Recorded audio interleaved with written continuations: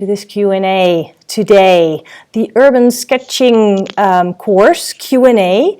And today we have Jason Das as a guest, and we can ask him all kinds of questions about his art, about his drawing practice, about his tools, about anything that we... Oh, hang on, I have a problem here. Woo! I could hear myself screaming in my ear. Sorry. There's always something technically. There's always a technical challenge. So anyway, we can ask him anything. He's ready to chat with us. If you have any questions for Jason, make sure that you post them in the comments here during this live webinar. I will monitor the comments and pick your questions and ask them to Jason.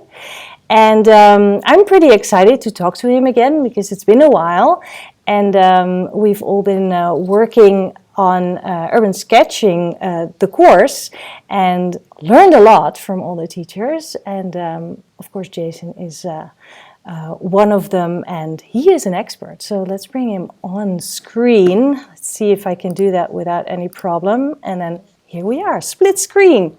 Excellent. Hi, Jason.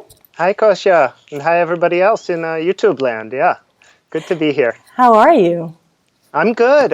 Yeah, it's a great day in New York today. I haven't been outside, but we've been having such a heat wave that I think it's just everything feels nice. But it might be a little damp for sketching today. Outside. A little damp. Okay, well, yeah, maybe you could work with watercolor?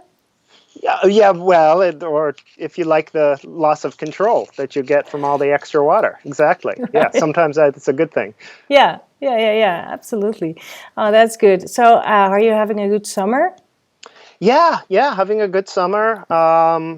I took a trip earlier in the summer to Scotland, including to a little island. So that was great from a sketching perspective in terms of things I'm not used to seeing.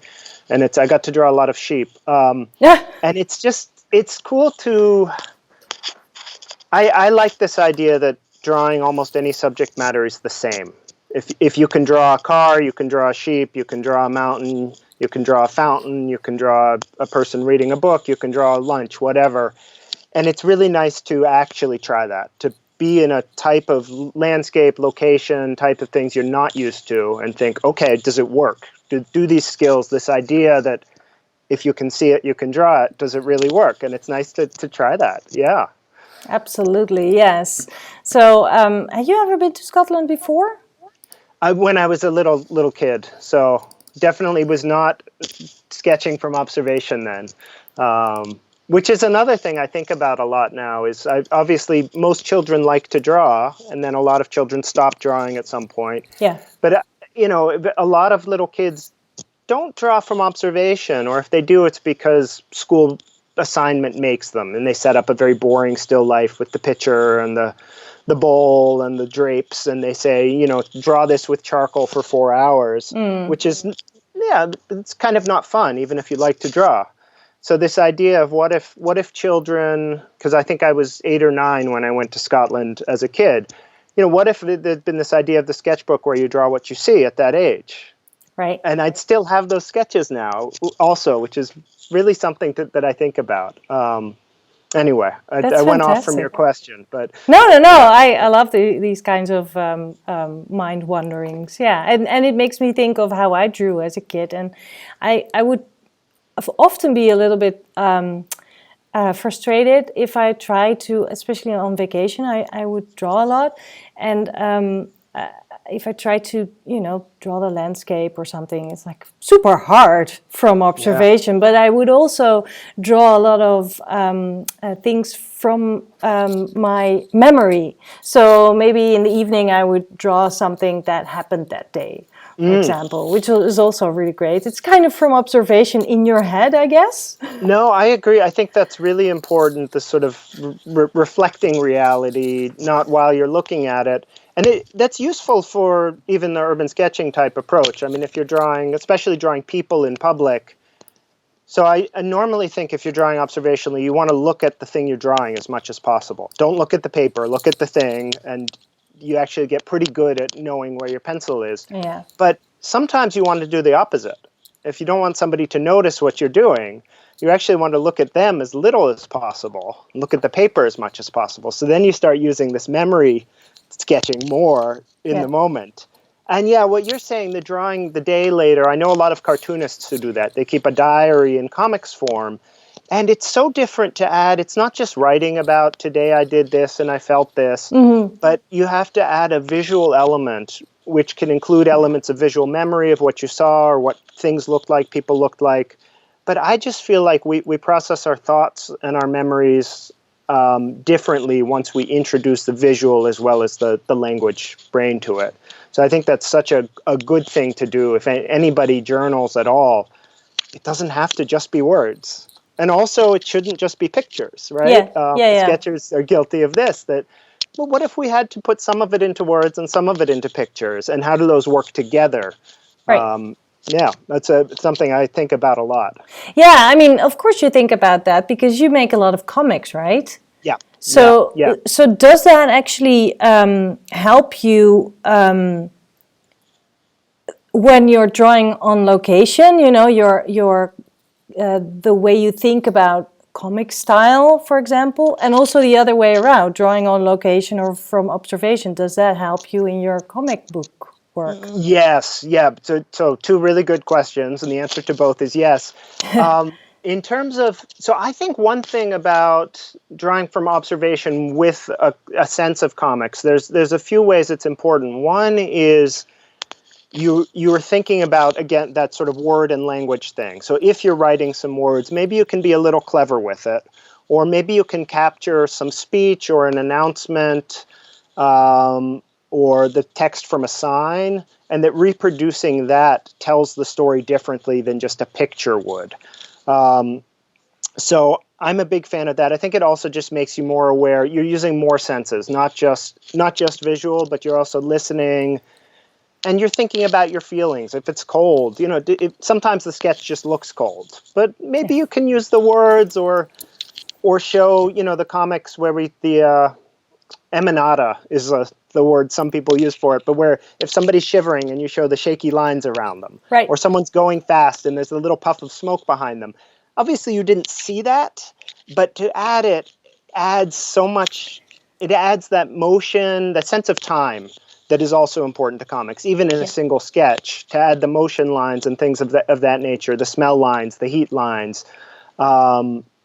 So I think that's really, really important. And another thing, I'm gonna go off camera for 2 seconds because I want to show something if it's where I think it is. And you can probably still hear me here. And if it's not where I think it is, then I won't show it to you right now. Found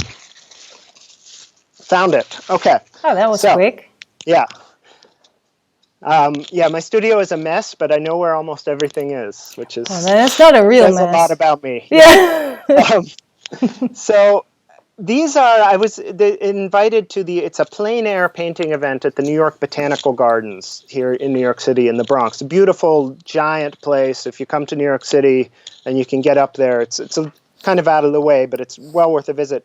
And the first couple times I went to this event, I tried to really be a painter, you know, set up my easel and make a nice canvas. And I did acrylic paint one year. I used watercolor the next year. It was fine. I'm not ashamed of the work I made. But I realized something about it wasn't quite me.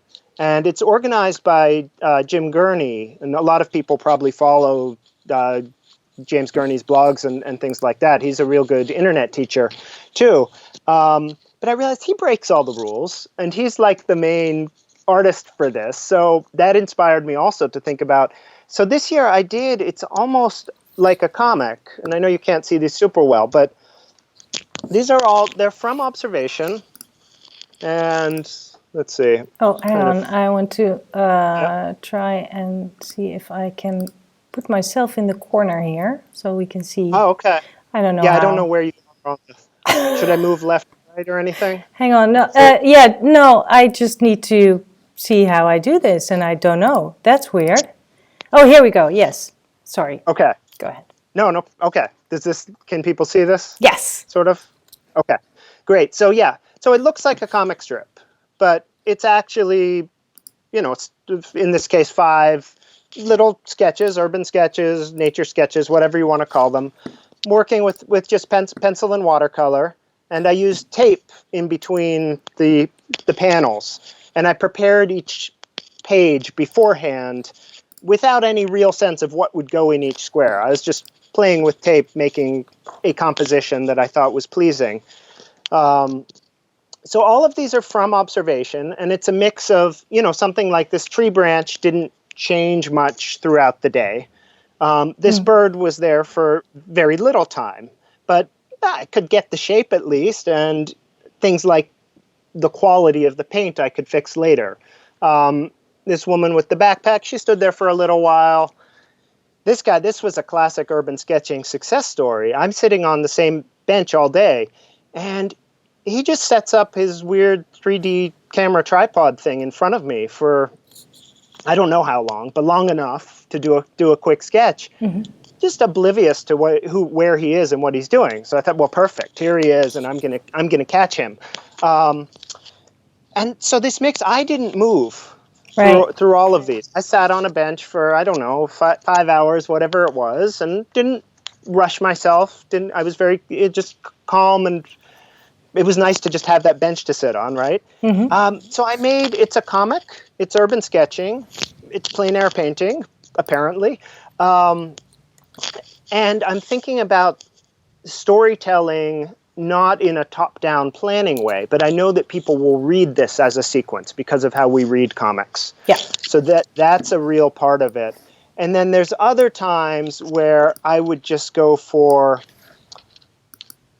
I don't know if I have, I didn't prepare an example of this exact thing, but I'll even put, the comic word balloons in a sketch. Right. So if somebody's talking about something, well, yeah, make them say it. And we have a visual language for that. We draw the word balloon.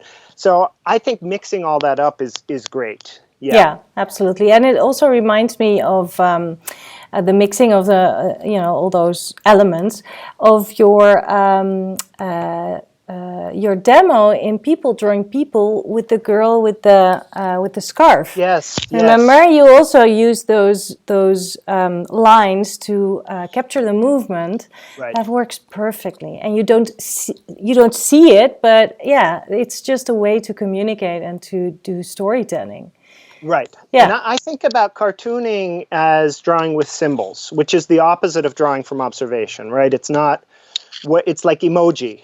Nothing really looks like those emoji faces, but we know how to read them as a visual language.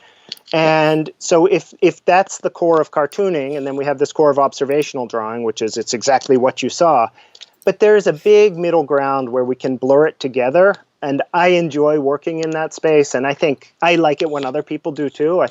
And we all do it in our own way because we're mixing these different ways of working. Your mix is going to be yours, so it's almost a shortcut to a stylistic thing because you won't solve the problem the way anybody else will. Right. So if you think, we all sat there and drew the same historic building, and our drawings all look the same. Well, no. If you start also including these more cartoon elements, they won't as much anymore. So I think that's a fun area to play with. And I want to go back. You asked, how does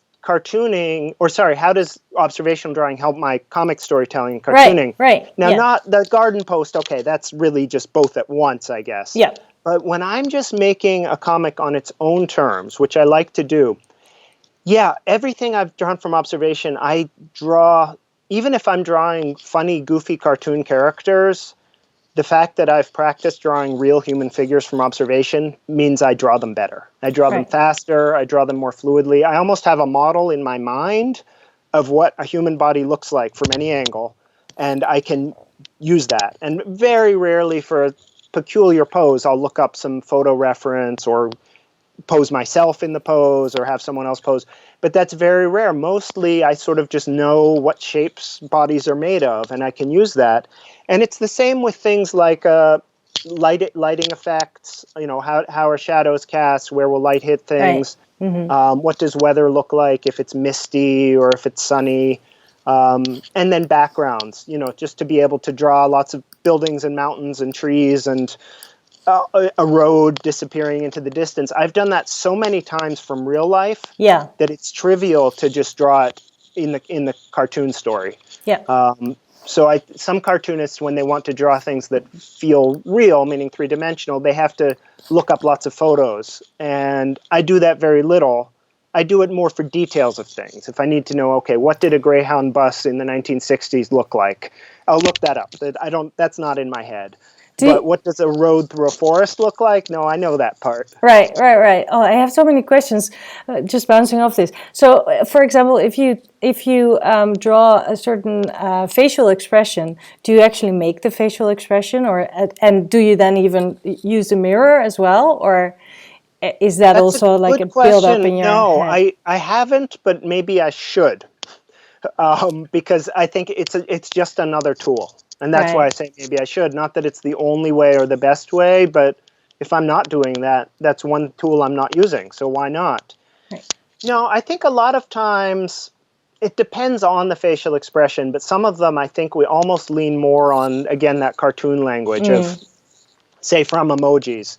We know what all those feelings look like. We don't actually have to look at what a real face doing it would be. Yeah. It also is fun, though. I've done, sort of doing little portrait gatherings with artist friends. And yeah, you sit there for 5 or 10 minutes and pose, but then what if you want to do a crazy face? If you wanted to draw me going like Yeah. That's I hard can't to keep hold that going. for 5 minutes. Yeah. But maybe I can hold it for 1 minute. I'll Yeah. be uncomfortable, and that is a chance to draw it. So I have done that, and it's fun to draw these poses that nobody could hold. And I still find drawing it from life is so different from drawing it from a photo. The way cameras see and flatten things, the way cameras distort, Yeah. even looking at you now on the computer camera, I know that's not what you really look like. Yeah. And it's so tempting to just take a snapshot. I think that's useful for remembering. I don't know, if you need to remember the pattern on my shirt Right. or like your wallpaper, I love that. A screenshot will help me do that, Right. certainly. Or if I can't remember, was the plant on Kosha's left or right? Yeah, the photo will do that. But what shape is your face? What's your posture and your feeling like? Yeah. How is the light hitting your hair right now? That's all wrong because of how the camera works. Right. So it's this dangerous ground. And then for the comics, you really want to get out of the way of telling the story. We've probably all seen comics where the artwork is beautiful, but the story actually isn't told very well. And I don't mean the words, but just the way it flows, how we interpret the pictures gets lost in the detail and beauty of the pictures. So that's a trade-off I think about a lot. And there are many creators who can do both.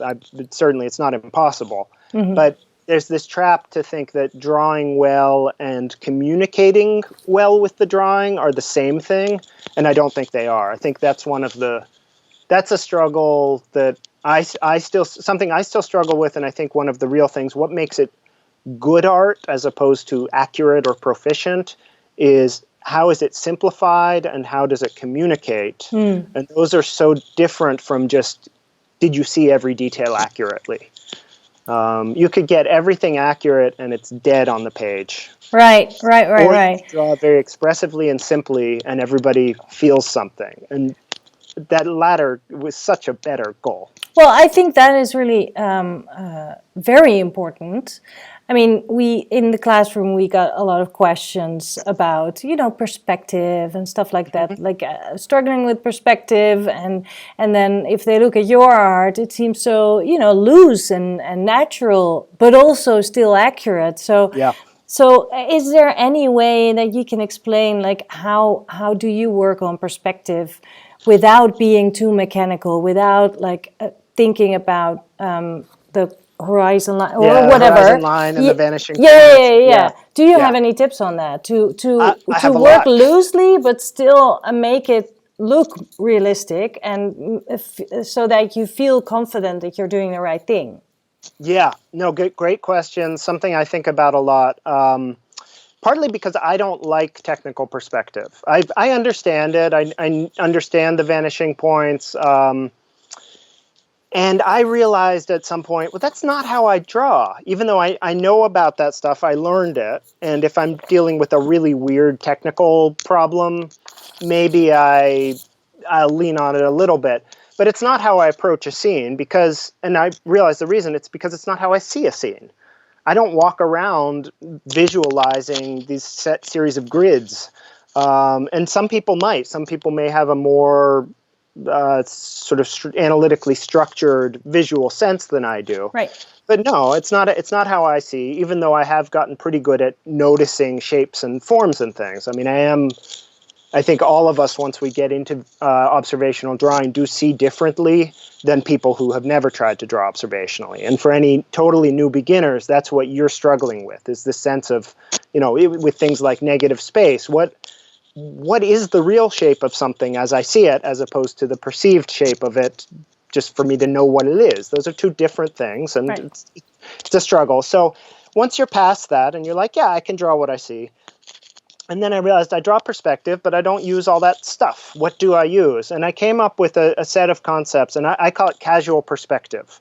And I've taught a workshop of that name a few times, and hope to do it more. I mean, I think it's a ripe field, and I have a lot of notes written up, but I haven't published anything yet of like, here's everything about casual perspective. But the basic idea it comes back to is when you're drawing from observation, your eyes are the center of the world. Everything is relative to your eyes. And the horizon line, forget where the actual horizon is, what even that is. What matters is your eye level line. And if you move your eye level, everything changes.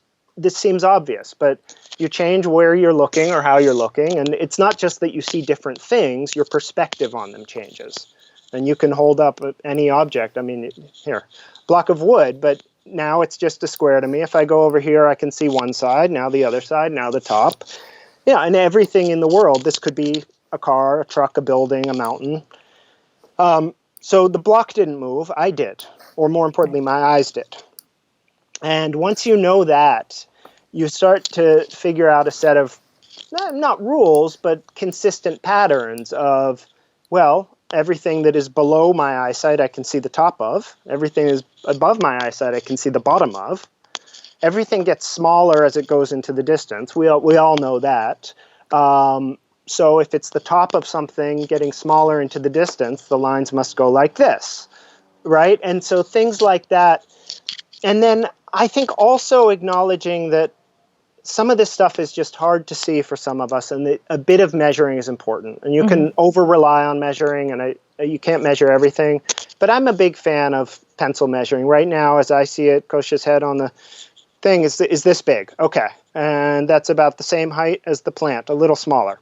So now I know what those are relative to each other.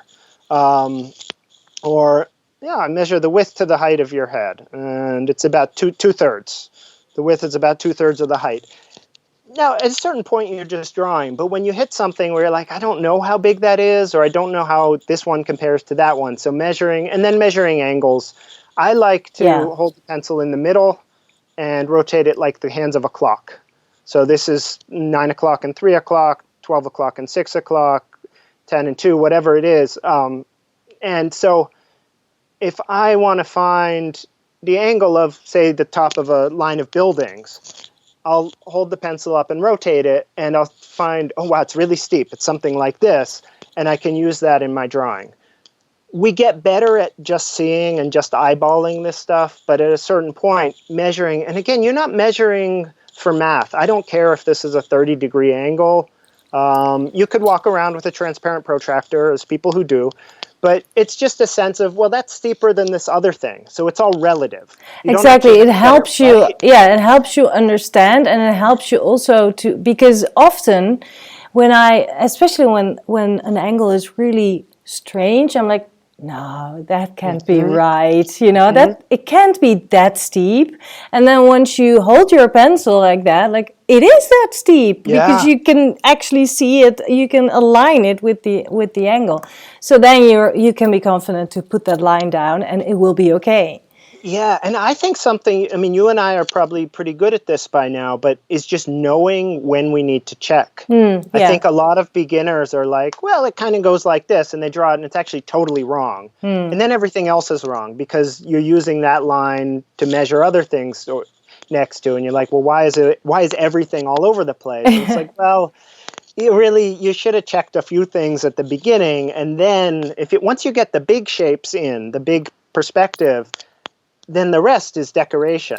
And it becomes much easier to just add little things here and there that are actually what people notice. But you've got to set the stage. Well, you said we started all this idea of drawing very loosely but correctly in perspective.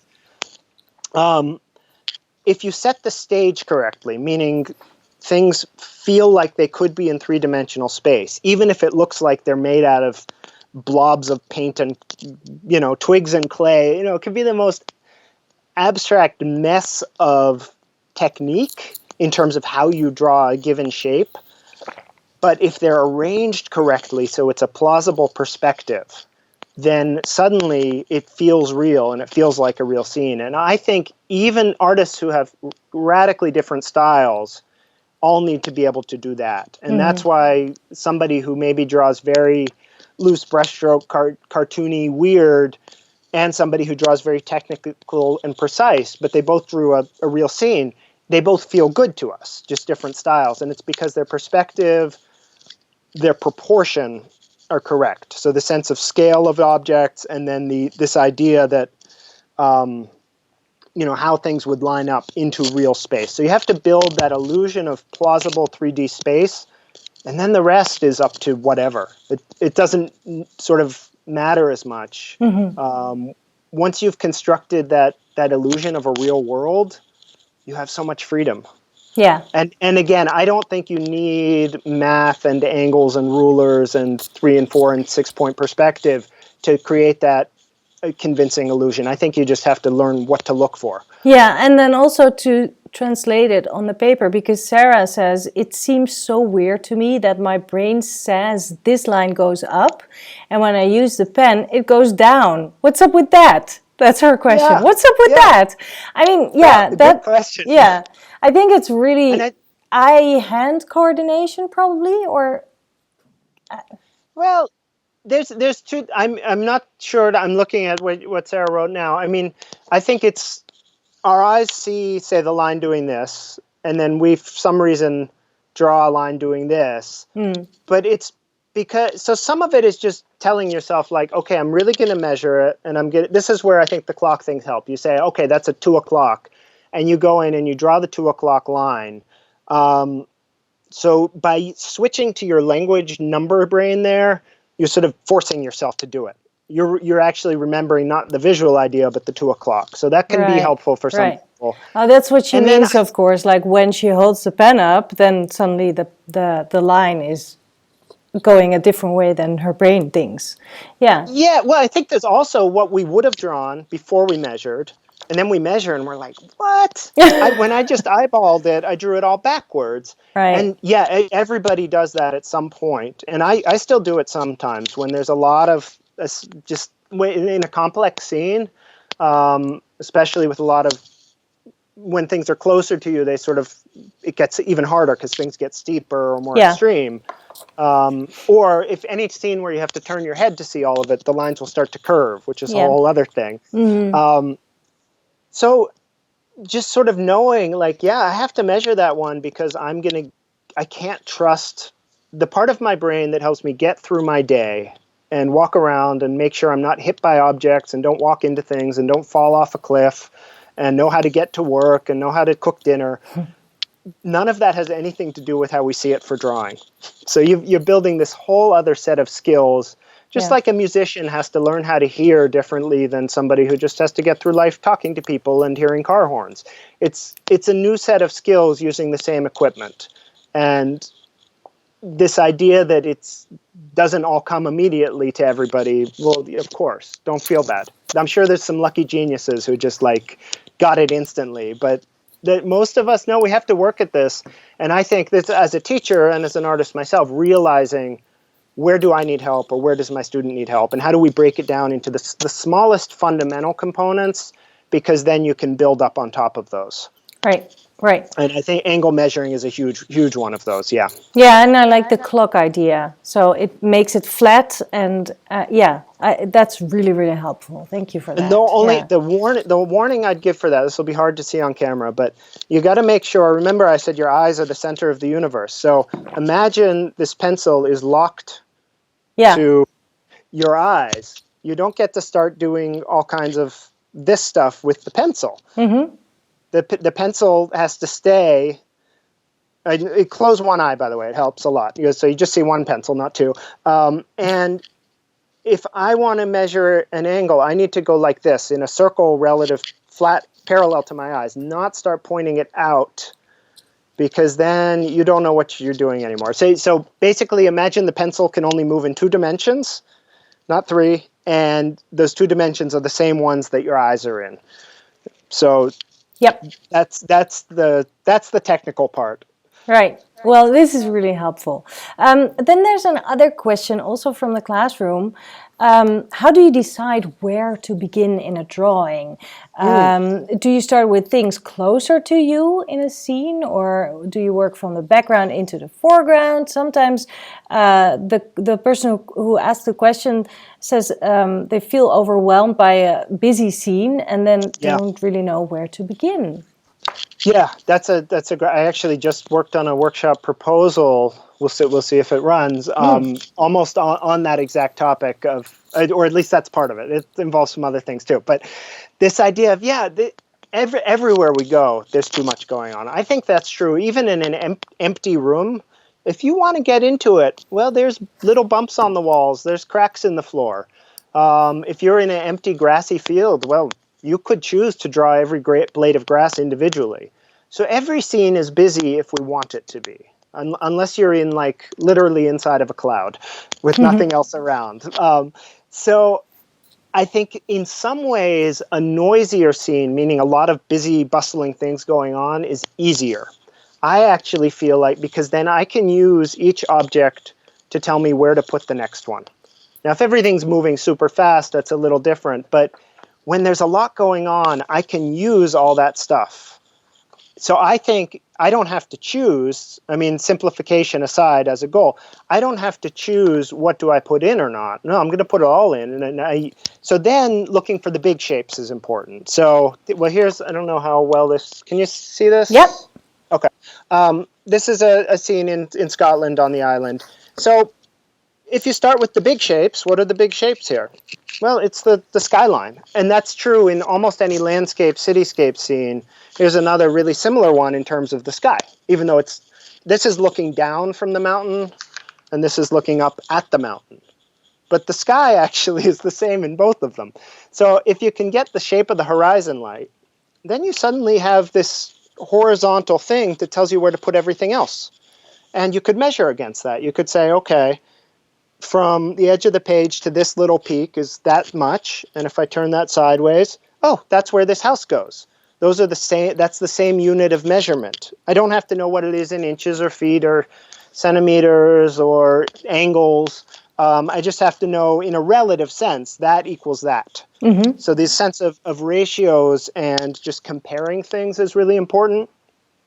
So if I've got the skyline, maybe I've made a rough shape of the house here, and then I realized, oh, there's almost another little skyline up here with the fences and the trees up here. So then I figure out where to put that. So I'm still working sort of where are the big objects and layering them in. This one is the shape of the sky, but also the shape of the water, right? So if I can see the edge of the water, the edge of the sky, suddenly I know where all the land goes. Yeah, I have to figure out where the boat goes and how to draw the right shape for the boat. But the hard part, in some ways, is kind of done once you figure out those giant shapes. And this is if you want to do the whole scene. Now, another way is to start with one object in the center and build out from there. The danger of that is you don't know what's going to fit in the drawing. I think that's fine. I think for urban sketching, we're documenting a sense of being somewhere, which is different from recording. You know, with a camera viewfinder, you find the perfect setup and you go for it. Sketching, I don't do that. I think if you want to, then you need to draw thumbnails. You need to do a lot of measuring beforehand to figure out what's going to fit. I've done that for some very specific jobs. Certainly commissioned artwork, that tends to be important. Or anyway, I've tried it. I don't really like it though. This is the one on this side. This is looking up at Edinburgh Castle. Now, I didn't get the castle in the sketch, really. I got the edge of it. If I'd been taking a photo, I would have framed the castle, and then whatever amount of the hillside I got would have been in there. But I started drawing this little bit of the horizon back here, where there's some little buildings in the distance that I thought were charming, and just kind of worked my way up this edge, and I realized I ran out of space. It's always Okay. so hard to know where you're going to end up once when you begin. For me, often when I start drawing, I always draw bigger than I anticipate. So I almost every time I just run out of page, and then there's the building or the thing that I was going to include, and it's fine. I mean, to me, the element of surprise, like, oh, okay, so I guess this is the drawing that I'm making. I love that. Rather than planning it all out, and then you have done your thumbnail, and then you're actually doing the thing. No, I just want to draw and have fun during the whole process. And one of the things that I also find very helpful, and you do that in one of your demos in the course, is you start on the left because you work with pencil and you don't want to smudge too much. But you also start on the left with kind of like the building that's on the left, which also sort of frames your drawing. So it's just an outline of the facade, so to say. And then from there you can actually measure a lot of things that are going on in the background and next to it, which I always like doing because it's kind of working out a puzzle and then fitting all the pieces together. Absolutely, absolutely. I think it's similar to what I was saying I did with the sky or the mountain range. You can actually do that with the side of a building or something else. This is one, it's sort of similar where the edge, can you see it? Sort of? Okay. The edge of the restaurant here wraps around everything. That's exactly what I meant, yes. And then I've got this skyline of everything across the street. And between those two, then you sort of know where to drop everything else. Yeah, because you have that skyline and the edge. If you look at the sky, that's your negative space. And if you just look at that, then you can just make that whole skyline work and then fill in the rest, basically.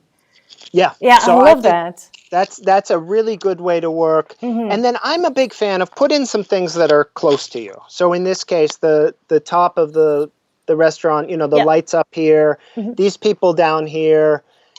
By putting them up close, we feel pulled into the sketch. We know where we are. It's not just everything's out in the distance, floating away.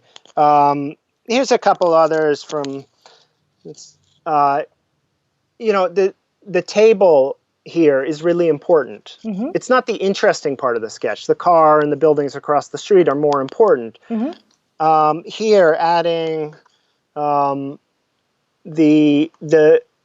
mother and child gives us the proportion and the perspective to understand everything back here. We have them in the foreground, in the middle ground we have the car and the bus station, in the background we have the Tintin building.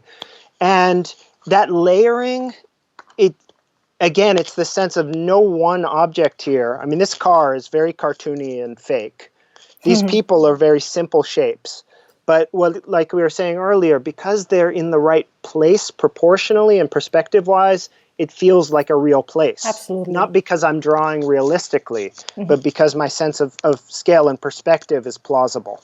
Just because we're on the topic, but this is another restaurant scene. That guy in red in the front, that's what makes this feel like really work. It's not about, did I get all these details right? The guy in red, but especially the one in blue. He brings a layer and he makes sort of a frame or a reference point. Yeah, absolutely. Yeah. So I think anytime you can get something that's just like up close, and if it has perspective lines, even better. But like the front of the restaurant or an archway, and you can't always do it. This is a very long scene this is in Liverpool. Ooh, nice. And I'm sitting by the riverbank drawing everything across the river. I mean, there's just not much. I could have put the fence in front of me or something. Some of the seagulls are a little closer. But otherwise, it's like, no, this stuff is just all far away in a straight line.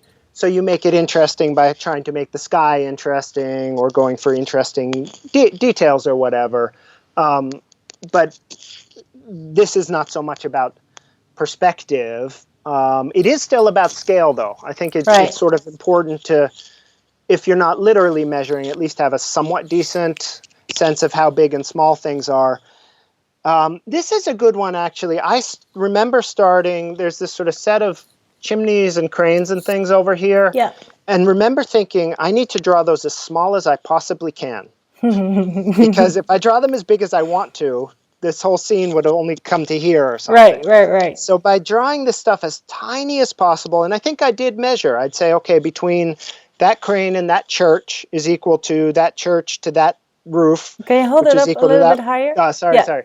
So measuring from, say, these two buildings to these two to these two, to make sure I wasn't stretching it out as I went, which is so sometimes I will be a little persnickety in terms of, because I know that if I let it go, it will just creep, and suddenly everything will just get way too big, nothing will fit, and that what I want to convey in that sketch, which is all the little cool things across the river, won't be there anymore.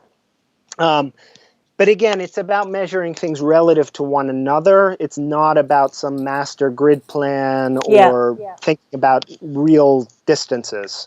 It's just distance within the drawing and how it relates to other distances within the drawing. It's kind of a step-by-step approach, I guess, instead of trying to create the whole scene already. Yeah. I'm not really sure what I'm trying to say, but I like your approach. No, because you could draw the whole line and just kind of go like this and then detail it in. Yeah. And that can work. But it just grows from one thing to the other. That's yeah.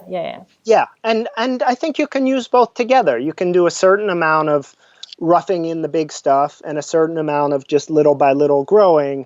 And even in the same drawing, both of those approaches can be useful. I don't even notice. It's interesting to think back and be like, how did I do that? Because usually when I'm drawing, I think the stuff that I know I'm thinking about and the stuff I'm doing may not always be the same. And that's, I think, any of us who get better at this at a certain point. And this is why teaching's interesting, because I have to be able to explain it. But at a certain point, no, we've just got a lot of tools in our tool belt, and we just get used to using them. And to a newcomer, they're like, what are you doing and why? Right. And it's fun. Now I enjoy how do I explain it? But I guess, again, I would say to anyone who is struggling, you're just building that toolkit. It takes a while, but at a certain point, the thing you struggled with a year ago, now you don't think about anymore. And then you move on to the next thing. There's a new struggle, and then a new one, and a new one. Exactly. Yeah, absolutely, yeah. Great, this is so helpful. I have a question here in the comments from Katja. She says, do you do value studies when you're on location? I mixed up with a drawing this morning because I added too many colors. Yeah. So I think doing value studies is really good if you like to do studies at all. And the reason I say that is people see my sketchbooks and they're like, oh, do you then go back and make a fancy oil painting from these? No, the sketch is the thing. So I don't tend to do multiple versions. I don't tend to do studies at all. But do I do value drawings and paintings? Yes, absolutely. And I think value is more important than color. And a lot of times students don't want to believe me on this, but that the rose is red is less important than noticing which part is light and dark and in shade and all that. Sometimes depending, this is, can you see that? Yep. Kind of? Okay. So this is some musicians playing in an art museum. And there's no color, but there is value. It's all grayscale. And part of the lack of color was about time. This is while they were performing, and some of it was just realizing, I think it looks nice that way. I'm going to leave it. So it's an aesthetic choice, a stylistic choice. And if I hadn't added any of the shading or gray wash, it would be harder to read, to see what's going on. Right. So it helps make the musicians come out a little bit and make some of the audience recede, helps you tell which shape is which. So some of it is accurate value in the sense of this was dark and that was light, and some of it is a little bit of trickery, actually, to pull the viewer's eye around. But photographers do the same thing. they increase contrast in one area, they'll play with exposure in another area, they'll use the levels controls and the boost Focus. shadows. How about And focus? not to mention focus, right? Yeah. Yeah, yeah. So focus, Right. aperture, all the stuff you do in the camera and the lenses itself, but then also everything you do in Photoshop Yeah. or even in the darkroom afterwards is often more about playing with value than color. Oh, And yeah, absolutely. Yeah, Janice actually says it really well. She says value does all the work and color gets all the credit. It's so I true. like it. Yeah, I Yeah, like it yeah. too. Yeah. And I think learning to see value separate from color is definitely a challenge. We're used to thinking like, oh, that's a red shirt, that's a blue sky, I mean, look, even learning to see color accurately is hard.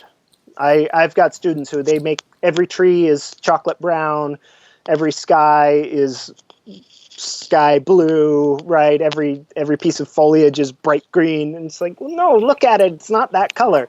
So color's hard too, but I think value. We were talking about perspective and proportion earlier.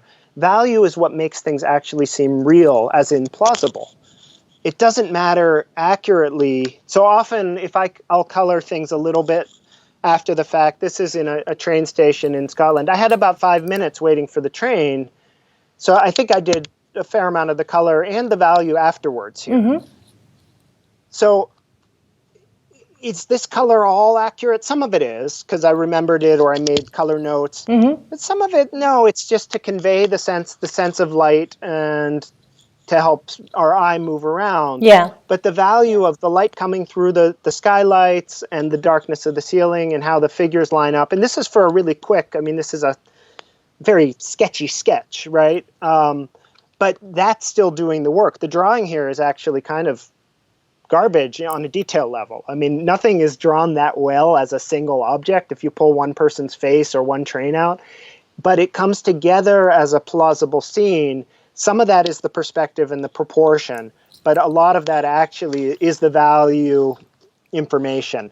And I think when I've had drawings that kind of, to me, or paintings that fail, it's usually because I got the values wrong, or the values were boring. Everything was too flat. So I think if you can get values to work for you, that's the best. That's more important than the color working, and it actually will help work a lot with all this other stuff to make it feel real. So I don't think you can spend too much time worrying about values. So would you recommend then just practicing doing monochromatic drawings? Yeah, I mean, yes, right. And the reason is because simplifying the series of problems you're dealing with is always a good thing. So if you're saying, I'm not worrying about color now, I'm only worrying about value. And I also think it's good to just do outline drawings and say, I'm not worrying about value or color. Right. And because then you have to figure out how to get really good at outlines. And actually, depending on your materials, what if you only could use value? And more opaque paints are good for this. So something like acrylic or gouache, or even tempera, sort of kids' poster paints. But I'm not going to draw any lines, just areas of value. Whoa, it forces you to deal with light and dark as opposed to edges of things and as opposed to details. So I think any sort of little constraints you can give yourself in that regard are helpful for learning. And when I teach, I try to make students do it. And of course, they all want to rush and just use every color in the paint box every time. And this is true, by the way. I mean, this could be kids, adults, whoever. We all want that. Yeah, but no, and I sometimes I don't know that I do it intentionally to punish myself, but if some of it's just about speed. I mean, this is some people at a conference, right? But just drawing with a pencil because it's all I had in my pocket, and I wasn't going to take extra time. Right. So by restricting myself in that way, I have to make it work with the grayscale. And there is some shading here. There's some outlines. There's some more painterly pencil strokes and some more line-based. But by just finding one tool that you like a lot, I'm looking for a specific sketch here with a brush pen that I did. Here. So this is I don't even know if this counts as grayscale. It's just black and white. I like it. And it's simple. We think about this, well, there's nothing to look at. Well, no, there's some scaffolding, there's a bicycle. Absolutely. And by putting in all the boring stuff about the street, where's this sidewalk edge, these boring windows back here, but by just putting it in the right place, it builds a scene. Yeah. And when I'm using a tool like this brush pen, I remember making this, all I brought was the brush pen. Mm-hmm. So, and the sketchbook, it's a thick one, but it's pocket size. I put one pen and one book in my pocket. That's all I had to work with. So I had to figure out how to make it work. And you can kind of shade with this sort of brush pen, but I didn't want to. I don't really like the look. Maybe I'm just not good enough at it yet. So then everything has to be strict black and white. So you have to choose. That's either black or white. And so this really pushing the values with chiaroscuro, there's some words for it. And you could do it with only 3 values. What if there's black, white, and one kind of gray? And right. Any kind of constraints you give yourself like that will definitely help you get better at it. Because once you could convincingly make the sketch with 3 values, you'll know what to do with 6 values or unlimited values, and you'll actually use less of them. Just like painters, the idea of a limited palette is so important. So I always encourage when I teach watercolor, you only get 3 colors. You pick a red, a blue, and a yellow, and you got to make it work. Yeah. And you get a very coherent, harmonious picture. Yeah. And that's why professional painters who have 700 colors available will still only use 6 or something to make a painting. Right. Because they know that building up from a smaller toolkit actually makes a more pleasing visual situation in a lot of cases. Yeah, because you use the same family all the time, the same small. Yeah. That makes total sense, and that's really a great tip too. Just limit. Yeah, and make it simple. But also keep it fun. If it starts to feel like work in a bad way, find something else. Don't punish it. No. I think punishing yourself is really the last thing you want to do. It's more like challenging yourself, switching up tools and trying new things and trying different things, because otherwise you get frustrated. Yeah. So yeah, absolutely. There is one more question from Karen, which is unrelated, but it's about the way you work. Do you ever use pencil first and then cover it with ink? So do you? Rarely. And there's a few reasons. One is I'm not that good at it. Now, it could be I'm not that good at it because I don't do it very much, right? So which came first? But I've found that using a soft, expressive pencil can give me enough of what I would get from ink anyway. So I'm not afraid. When I draw with a pencil, I don't draw very little tentative guidelines that I hope will disappear. Sometimes I do, say if it's a watercolor painting and I don't want the lines to show up, I'll use a hard, sharp pencil to figure out the big shapes and proportions and then go in with the paint and hope no one sees the pencil. But this idea that you would draw everything precisely and then go and outline it, no, I don't. Occasionally, I have done it for really hard perspective. I remember one sketch years ago, it was a dock going out into a pond. Mm-hmm. And the perspective on that dock was just impossible. I think I did a few starts of sketches, and I was just like, these are all wrong. And, I was measuring the angles, and even then I wasn't confident. So I put in those lines with the pencil, just the shape of the dock, till it felt right. And then I think I did the rest of the sketch just with the pen.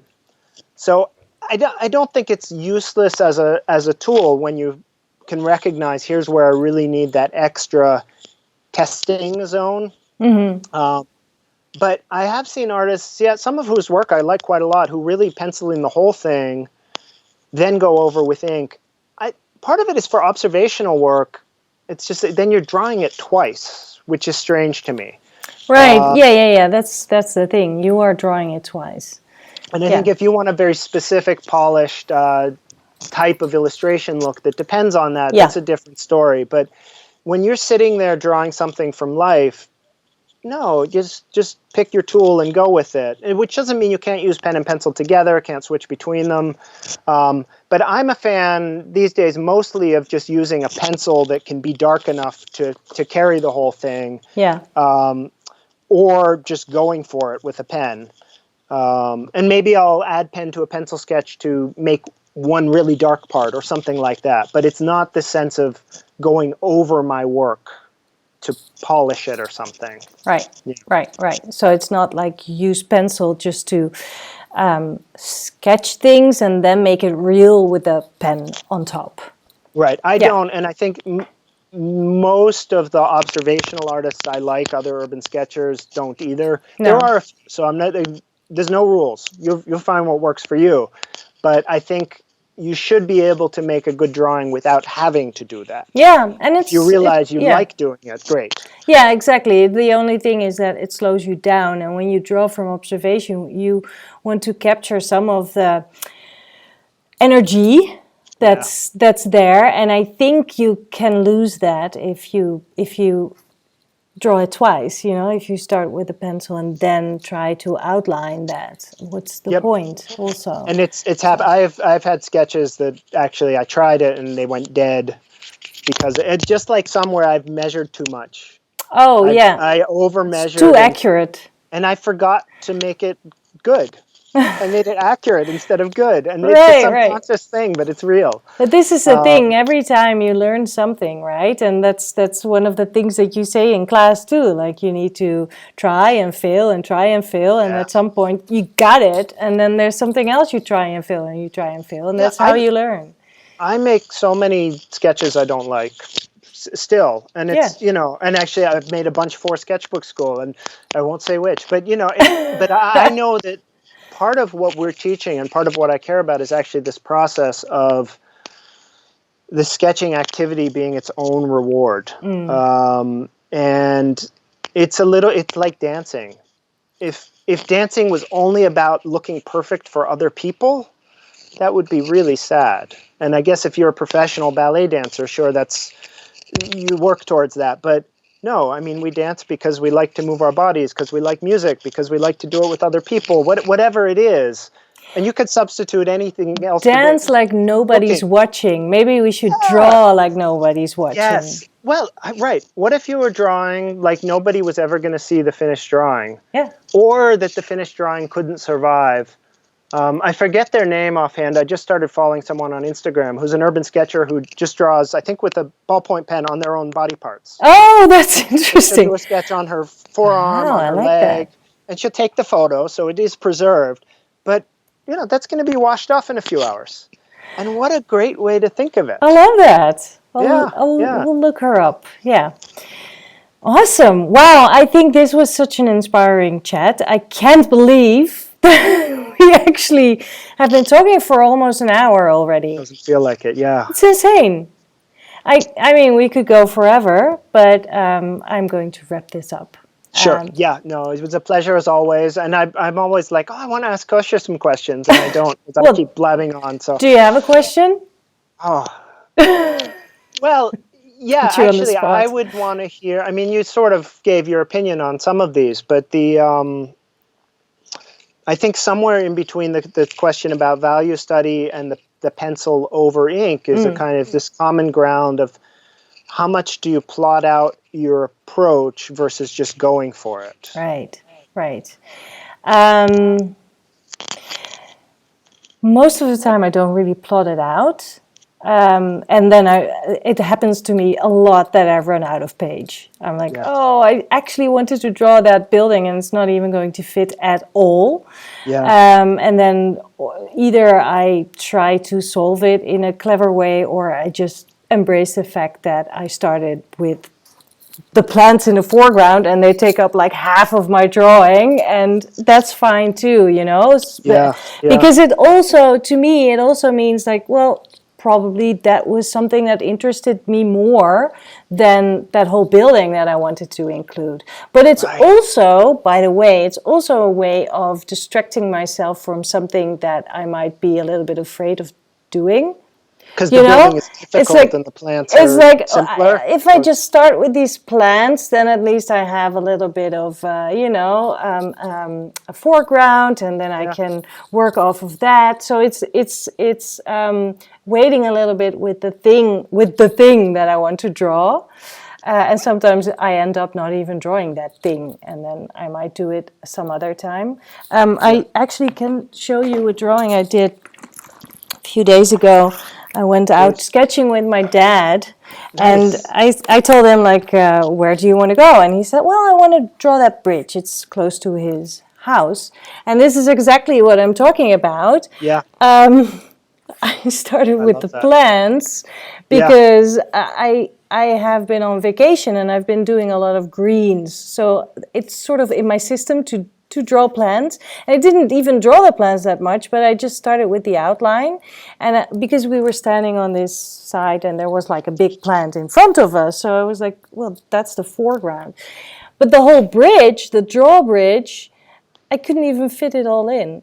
But I Yeah. actually kind of like how it ended up, you know? It's like, Me too. and I can add some writing here if I want to, because it has a little bit of extra space. So no, I don't really plot it Yeah. out. I just No. sort of struggle my way through it, or stumble my way, because it doesn't feel like a struggle. It really feels like playing. Right. Um, Right. It's exploring and it's experimenting. exploring, Yeah. Yeah. exactly, yeah. So I don't plot it out. If I really am planning, like, that building, I love it, I want to include everything, then I do this little trick that Nina taught me.